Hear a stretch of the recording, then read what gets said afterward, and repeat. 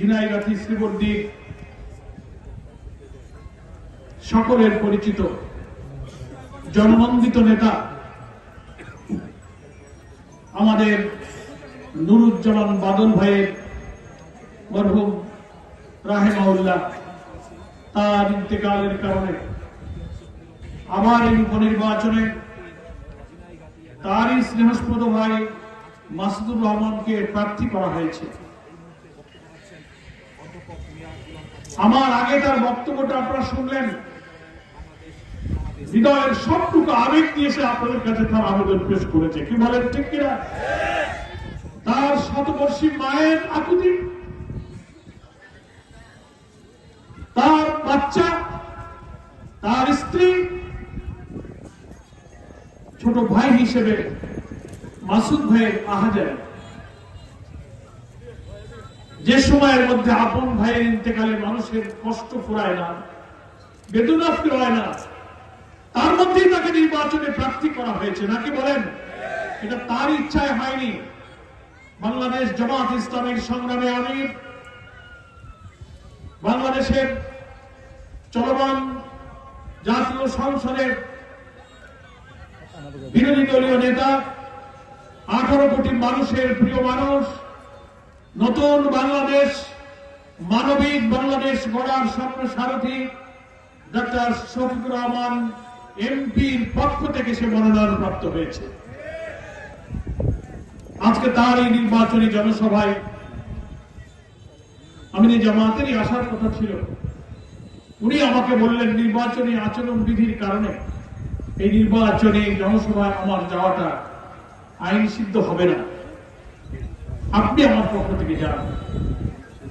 আপনারা জানেন, আজকে ঢাকার বাইতুল মোকাররমের উত্তর গেটে 11 দলীয় ঐক্যের শীর্ষ নেতৃবৃন্দের এক বিরাট সমাবেশ এবং বিক্ষোভ মিছিল হবে। আপনারা জানেন তো সেটা? সে কথা পরে আসছি। সেখানেই আমার থাকার দায়িত্ব ছিল। এই শেরপুর 3-এর নির্বাচন কেন্দ্রীয় জামাতের কাছে, 11 দলীয় ঐক্যের কাছে এত গুরুত্বপূর্ণ যে সেই সমাবেশে না থেকে আজকে ঝিনাইগাতির এই সমাবেশে আমাকে উপস্থিত হতে হয়েছে। আমি আপনাদের চেহারাগুলো দেখতে পাচ্ছি। আমি এর আগেও আমাদের প্রিয় শহীদ কমরুজ্জামানের কবর জিয়ারতের জন্য আমি শেরপুরে এসেছিলাম, শ্রমিকদের প্রোগ্রামে এসেছিলাম। আজকে উন্মুক্ত মাঠে, স্টেডিয়াম মাঠের এই বিশাল সমাবেশে আপনাদের সকলের চেহারার দিকে তাকিয়ে আমি স্বস্তি বোধ করছি। আমরা মহান আল্লাহর কাছে সবাই আবারও শুকর আদায় করছি, আলহামদুলিল্লাহ। সম্মানিত ভাই ও বোনেরা, একটা জাতীয় নির্বাচনে কেমন প্রার্থীকে ভোট দিতে হয়, সেই প্রার্থীকে সৎ হতে হয়, আল্লাহ ভীরু হতে হয় এবং দক্ষ এবং যোগ্য হতে হয়। কি বলেন, ঠিক কিনা? তার উপরে দায়িত্ব আসলে আমরা আজানের জন্য সবাই আমরা কিছুক্ষণ চুপ থাকবো, বক্তৃতাটা বন্ধ। আলহামদুলিল্লাহ, সবাই বসুন। আমরা বলছিলাম,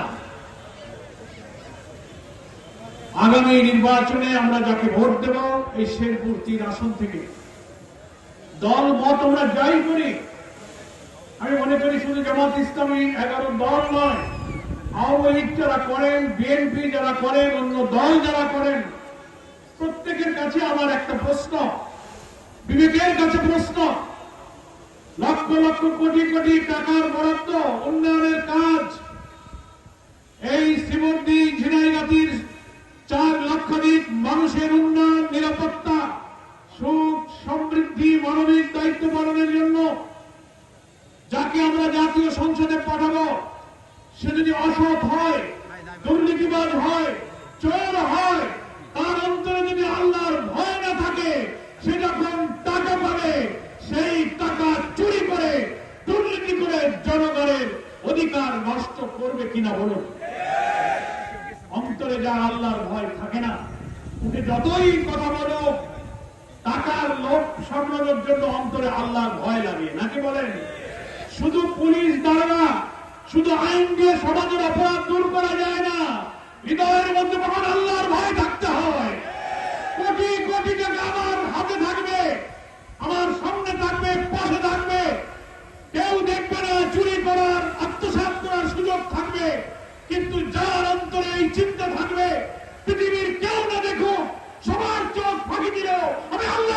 ফাঁকি দিতে পারবো না। এই অনুভূতি যার থাকবে সেই হচ্ছে সৎ, সেই হচ্ছে খোদাবীর। কি বলেন ঠিক কিনা? আপনাদের কি দেখে মনে হয় আমাদের প্রার্থী মাসুদুর রহমান, নুরুজ্জামান বাদলের যোগ্য ভাই, সে মিথ্যা বলবে, হারাম খাবে, চুরি করবে, দুর্নীতি করবে, একথা কি আপনাদের বিশ্বাস হয়? আপনাদের কাছে কসম করে বলেছে যে আমি যদি দুর্নীতি করে আত্মসাৎ করি তার আগেই যেন আমার মৃত্যু হয়ে যায়। এর চেয়ে বড় ওয়াদা কে করতে পারবে? যারা এখানে প্রতিদ্বন্দ্বিতা করছেন বুকে হাত দিয়ে আল্লাহকে সাক্ষী রেখে এই ওয়াদা তারা করতে পারবে।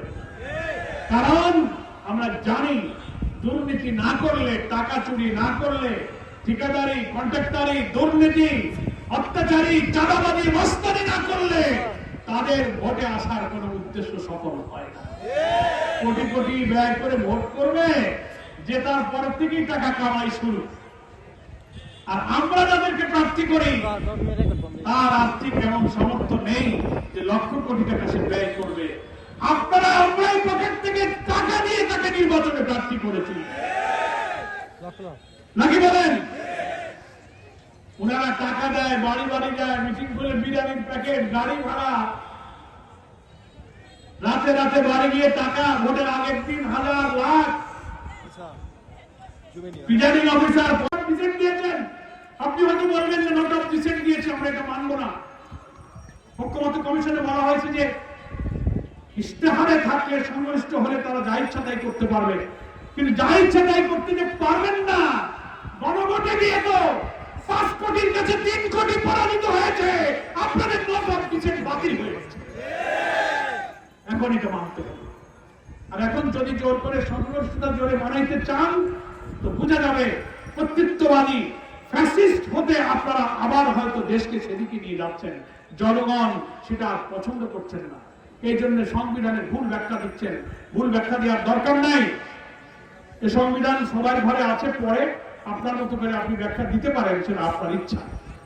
পার্লামেন্টে এই জন্য আমাদের 11 দলের বিরোধী দলীয় নেতা, ডেপুটি লিডার, চিফ হুইপ, তারা যুক্তিগুলো দিচ্ছেন, গঠনমূলক বিরোধী দলের ভূমিকা, কিন্তু ওনারা সেগুলো অগ্রাহ্য করতে চান।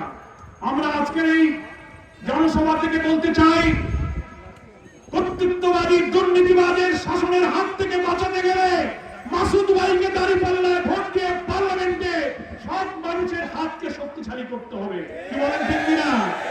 আমরা শুনতে পাচ্ছি এখানে বিরোধী দলের পক্ষ থেকে দাঁড়িপাল্লার ফেস্টুন, ব্যানার ছিঁড়ে ফেলা হচ্ছে, এজেন্টদের হুমকি দেওয়া হচ্ছে, এমনকি পোলিং অফিসার, প্রিজাইডিং অফিসারদেরকে প্রভাবিত করে স্বার্থ দিয়ে দলীয় লোককে ইলেকশনে আবার ইঞ্জিনিয়ারিং এর ষড়যন্ত্র চলছে।